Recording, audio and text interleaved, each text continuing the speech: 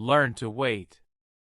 The little hen had learned to wait, but the little rooster had not. Once they were walking together, and they came to a garden in which was a bed of unripe strawberries. The hen said, "Let us wait until the berries are ripe, and then we will come back and get some of them." The rooster, however, would not wait, and ate green berries until he got a bad pain in his stomach.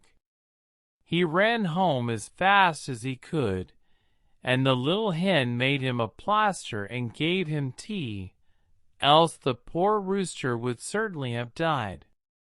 Another time, on a hot summer day, the little hen and rooster went together to the fields, and they were so warm that the perspiration stood out in drops all over them.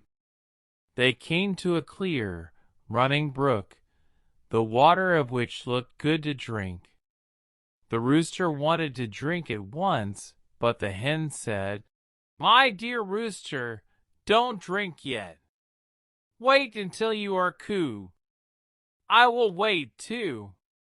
But the rooster was impatient, and drank at once as much as he wished.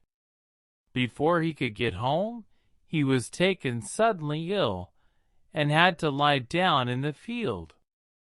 The hen ran home and brought help.